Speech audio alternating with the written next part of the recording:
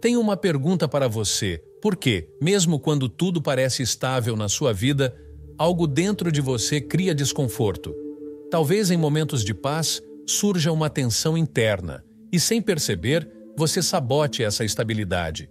Talvez você passe horas ruminando sobre situações, criando cenários imaginários na sua mente. Ou, quem sabe, provoque discussões, espalhe boatos ou gere conflitos desnecessários, apenas para trazer um tipo familiar de conforto em meio ao caos. Essa dinâmica pode surgir em diferentes áreas da sua vida: relacionamentos, carreira ou até mesmo em memórias do passado. Quando tudo está indo bem, você pode inconscientemente buscar problemas e, no processo, acaba criando mais. É assim que você se mantém preso ao passado, internalizando antigas experiências e aplicando-as constantemente ao presente e ao futuro. Isso cria um ciclo no qual você revê e revive as mesmas emoções repetidamente. Existe um fenômeno psicológico relacionado a esse comportamento, e é exatamente isso que vamos explorar neste vídeo. Vou falar sobre o vício emocional, o hábito de buscar e se apegar a certas emoções, sejam elas positivas ou negativas. Seja bem-vindo à Odisseia Interior. Mas o que é, afinal, o vício emocional? É a necessidade quase compulsiva de reviver sentimentos que já se tornaram tão comuns na sua vida que parecem fazer parte da sua identidade. Você sente essas emoções de forma tão profunda e repetitiva que elas acabam moldando quem você acredita ser. Por isso, mesmo que inconscientemente, você busca recriá-las continuamente, porque elas trazem uma estranha sensação de familiaridade e pertencimento. Neste vídeo, vou abordar não apenas como o vício emocional afeta sua vida, mas também as consequências desse ciclo. E, claro, soluções práticas para você superar isso. Afinal, compreender esse padrão é o primeiro passo para transformá-lo. O surpreendente é que uma parte de você encontra satisfação em reviver essa emoção continuamente. Sempre pergunte-se: por que você tende a ficar triste? Por que tende a ficar com raiva? Por que busca sempre o prazer? Por que tende a sentir medo? É porque você experimentou essas emoções continuamente no passado. E mesmo quando elas deixam de acontecer naturalmente, você ainda busca criá-las. Afinal, o vício emocional é um estado em que há dependência de algumas emoções ou, mais especificamente, das substâncias químicas produzidas pelo cérebro quando certas emoções são desencadeadas, especialmente as mais intensas.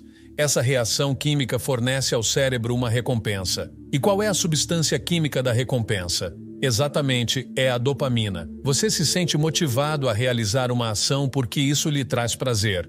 Com emoções viciantes, podemos obter dopamina, por exemplo, do simples ato de desejar. Se você tem muitos desejos, seu cérebro obtém dopamina disso, e o ato constante de querer se torna o vício. Às vezes, essa pessoa que deseja muito pode se tornar um comprador compulsivo, transformando o vício em uma necessidade de comprar, mas a raiz disso está no desejo. O desejo desencadeia dopamina, e seu cérebro insiste que você continue. Afinal, o vício emocional é bilateral, envolvendo tanto emoções positivas quanto negativas. As pessoas podem se tornar viciadas nos hormônios do estresse liberados no corpo, como o cortisol. Se você enfrentou muitas dificuldades e situações estressantes, quando a vida começa a melhorar, pode surgir um desconforto estranho, como se perguntasse em sua mente: quando virá o próximo problema? Minha vida está boa demais, isso é estranho. E quando nada de ruim acontece, você cria problemas. Por exemplo, pode brigar com o parceiro para recriar um padrão familiar de conflito, em vez de aceitar a paz. Isso explica por que pessoas que saem de relacionamentos tóxicos projetam a toxicidade em novos relacionamentos. O mesmo ocorre no trabalho. Quem vem de um ambiente tóxico e encontra tranquilidade em um novo emprego, frequentemente busca algo para reclamar. O corpo precisa da química dos hormônios do estresse e recria os padrões. Muitas vezes, as pessoas se viciam em emoções negativas para evitar sentimentos mais profundos e desconfortáveis. Por exemplo, quem odeia sentir tristeza pode se viciar em raiva, porque a raiva parece protetora, mas isso pode afastar entes queridos. Assim, passamos a depender de emoções intensas para nos sentir vivos, mesmo que causem sofrimento. Esse ciclo está enraizado na forma como percebemos a vida. Qual é o estado emocional dominante que você vivencia? Muitas vezes culpamos o mundo externo. Sou assim por causa disso ou daquilo. Mas ao fazer isso, nos tornamos vítimas. O poder está em assumir responsabilidade, reconhecer que controlamos nossa frequência e mentalidade e focar no presente e no futuro. As decisões e pensamentos que cultivamos afetam as realidades que projetamos. Considere duas pessoas em situações idênticas. Uma entende que a negatividade ocorre, mas foca nos resultados positivos.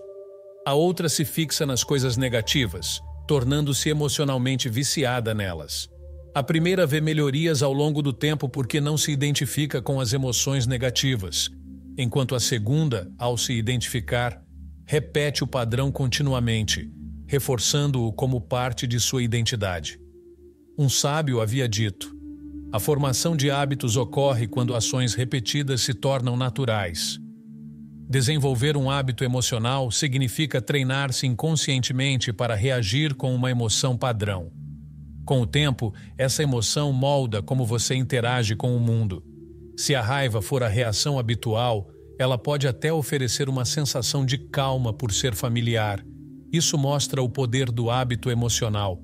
Imagine viajar para a Rússia sem conhecer ninguém. De repente, você ouve alguém falando sobre Campinas ou uma cidade mais ao interior onde você morava.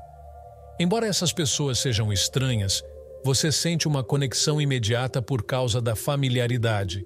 Isso ilustra como buscamos padrões conhecidos, mesmo em cenários completamente novos. Da mesma forma, buscamos emoções familiares, boas ou ruins, porque são conhecidas. Por isso é essencial reconhecer nossos hábitos emocionais e começar a mudar os padrões que nos limitam. Mas o simples fato de haver familiaridade na conversa cria confiança e gera uma sensação de conforto. Eles são do mesmo lugar. Você não conhece essas pessoas, mas o fato de serem do mesmo lugar cria algum conforto. O mesmo acontece com nossas emoções. Outro motivo para começarmos a depender de uma emoção é o seguinte: pelas mesmas razões pelas quais podemos depender de uma substância ou comportamento para obter conforto, alívio, tranquilidade, distração ou escapismo, tornamo-nos tão dependentes dessa emoção que ela parece uma obsessão, compulsão ou mesmo um vício. Certas emoções podem se tornar nosso padrão emocional quando não sabemos como nos sentir, quando estamos inseguros ou diante de incertezas. Por exemplo, o padrão pode ser o medo. Assim, o medo se torna habitual.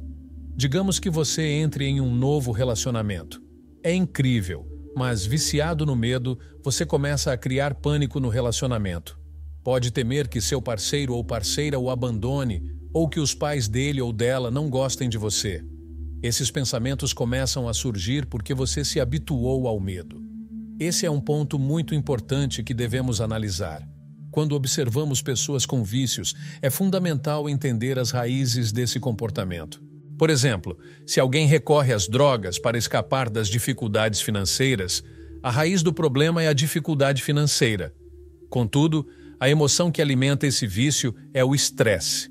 Não é a situação em si, mas a reação à situação.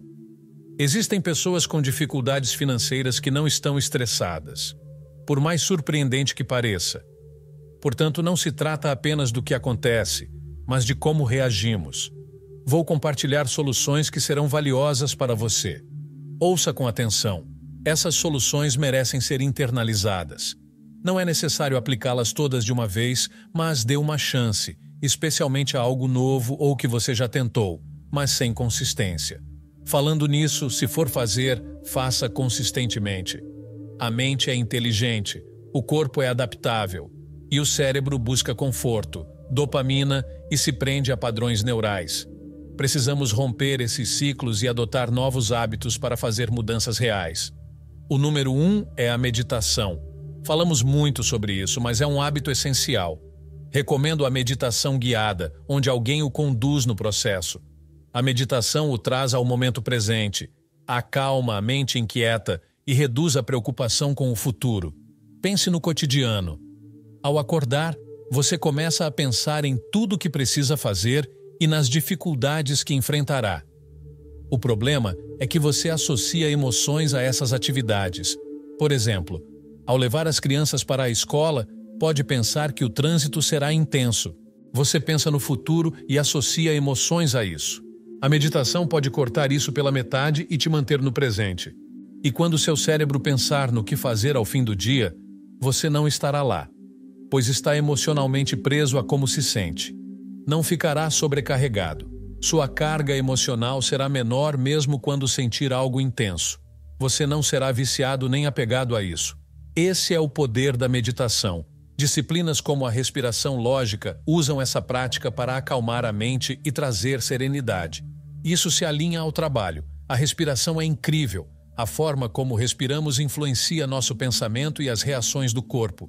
Muitos de nós estamos tensos, e a tensão vem de medos inconscientes. O que virá a seguir? Quando relaxamos o corpo, alongamos e respiramos, podemos observar nossas mentes. Com o corpo relaxado, o sistema nervoso diz: está tudo bem. Alterar o estado da mente que impacta o corpo reduz vícios emocionais. Você sente as emoções sem ser refém delas.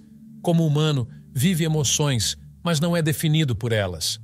Isso ajuda a apreciar quando outros expressam emoções. Alguém triste ou irritado. Você, centrado e calmo, entende sem reagir. Não sente a necessidade de se opor ou entrar no drama. Reconhece que esses comportamentos são vibrações baixas, abaixo da sua frequência atual. O sistema nervoso é a principal rede de comunicação do corpo. Seus nervos, como cabos, transmitem sinais químicos e elétricos entre o corpo e o cérebro. Por isso, pensar em algo estressante causa reações imediatas. O cérebro envia sinais ao corpo e vice-versa. O próximo passo é se tornar o protagonista e observar-se do público.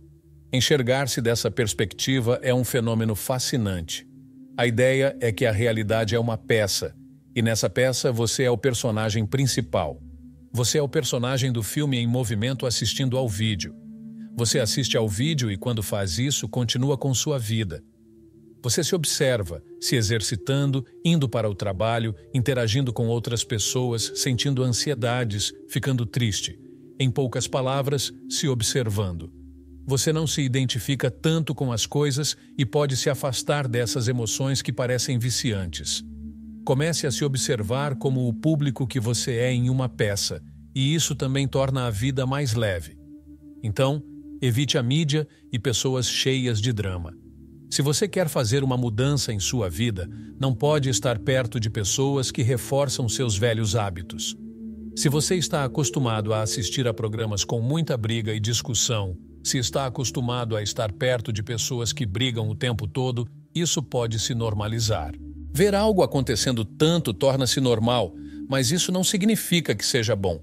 Então, se você está assistindo muito a programas cheios de drama, se está assistindo ao noticiário o tempo todo e só mostrando coisas negativas, pode ser um grande motivo pelo qual você está propenso a certas ansiedades e emoções. Então, se você não quer normalizar isso, livre-se disso. O próximo passo é trabalhar seus julgamentos, críticas e reclamações. Recomendo que relaxe suas expectativas. Pessoalmente, eu sou a favor de ter grandes expectativas, mas às vezes precisamos relaxar um pouco. Quando as expectativas não são atendidas, podemos ficar com raiva, tristes ou chateados. Talvez alguém tenha atendido às suas expectativas há muito tempo, e no momento em que não as atende, você fica chateado e com raiva. Então, recorre à raiva ou ao aborrecimento, porque você estava acostumado, talvez no passado, com pessoas que o decepcionavam, porque tinha grandes expectativas em relação a elas. Mas você tem que entender que cada pessoa é muito diferente e não pode esperar que todos atendam às suas expectativas o tempo todo. Você tem que encontrar uma maneira de satisfazer suas necessidades da melhor forma. Depois, elimine atividades com altos níveis de dopamina, seja em redes sociais, sites adultos ou alimentos e lanches com muito açúcar. Quando você tem muita dopamina, começa a desejar aquele prazer, aquela emoção, e quer continuar experimentando isso constantemente. O que acontece é que você desenvolve o hábito de buscar o desejo e o prazer o tempo todo, e não vê que, até um ponto, você não pode mais fazer nada em sua vida porque nada mais inspira desejo ou prazer suficiente no seu cérebro. Se você buscou continuamente dopamina e prazer, seu cérebro encontrou uma maneira de obtê-los. Ciente de como você busca atividades com alto teor de dopamina, relacionadas a coisas, emoções de desejo e prazer, o próximo passo é examinar o que você está evitando. E por quê? Olhe mais profundamente para seus medos, como coisas que o assustam, situações que você temia no passado, fobias, e se aprofunde nisso, pois pode ser muito revelador sobre você e como agiu, por exemplo, no passado.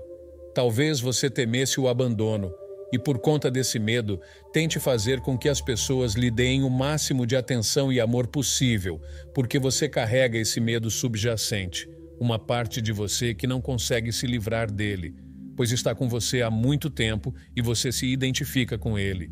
E por fim, evite reclamar. Reclamar não é só a mente ruminando sobre as coisas, dizendo coisas como: não acredito que você fez isso, não acredito que eles fizeram aquilo. Quando você reclama constantemente, não segue em frente. Você acaba repetindo situações irritantes na sua cabeça. Pare de repetir cenários que estão além do seu controle. Para terminar, aqui está uma citação sobre emoções de William James. Se você se preocupar o suficiente com um resultado, provavelmente fará algo para corrigi-lo.